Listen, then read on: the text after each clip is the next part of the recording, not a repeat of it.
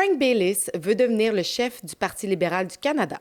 Oui, le même Frank Baylis qui a été au cœur d'un des scandales de conflits d'intérêts les plus flagrants des dernières années.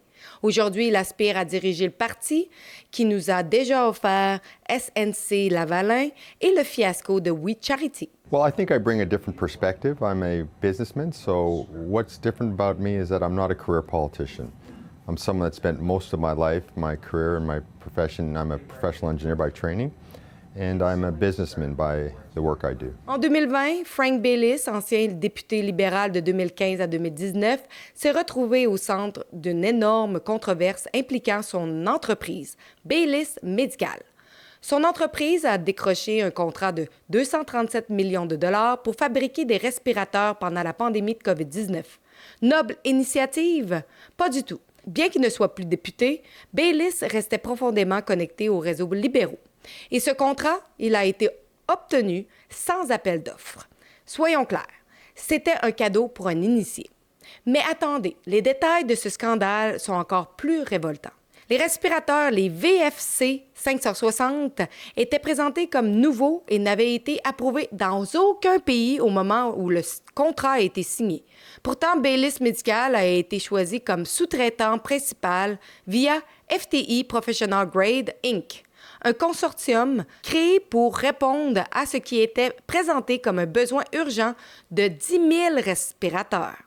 De quoi soulever de sérieuses questions sur leur sécurité et leur efficacité, surtout pour un contrat de près de $250 million.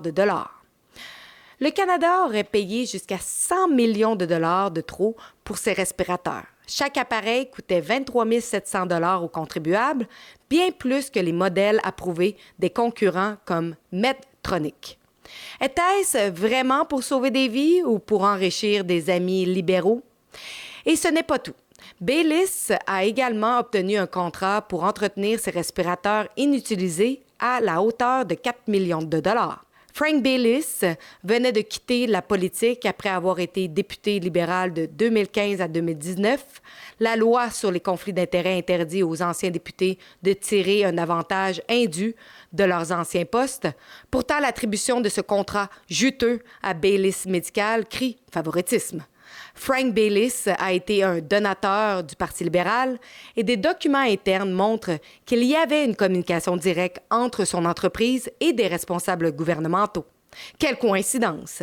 Baylis a nié tout trafic d'influence ou arrangement en coulisses lorsqu'il a comparu devant le comité de l'éthique de la Chambre des communes.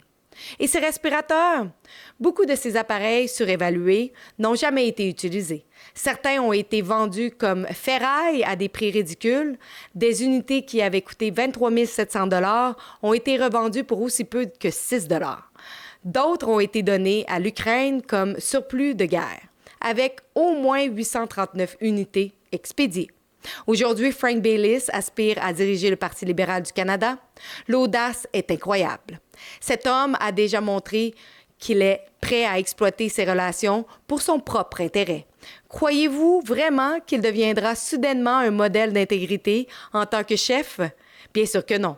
Sa candidature est un autre exemple de la culture d'élitisme des libéraux, où les règles et l'éthique ne sont que des obstacles. Mais qu'est-ce que cela dit du Parti libéral? La candidature de Baylis ne vient pas de nulle part. C'est le symptôme d'un parti si éloigné des Canadiens ordinaires qu'il ne se soucie même plus de faire semblant d'être éthique. Et pour nous, Canadiens, les enjeux sont énormes. Le Parti libéral est toujours au pouvoir et leur prochain chef pourrait devenir notre futur premier ministre.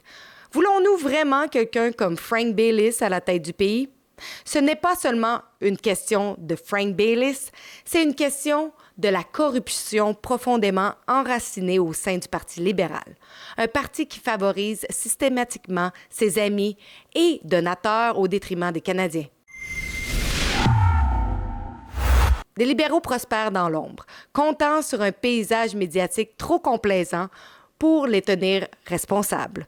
Ne les laissons pas continuer ainsi. Informez-vous sur rencontrerlesliberaux.com, partagez la vérité et exigez un changement.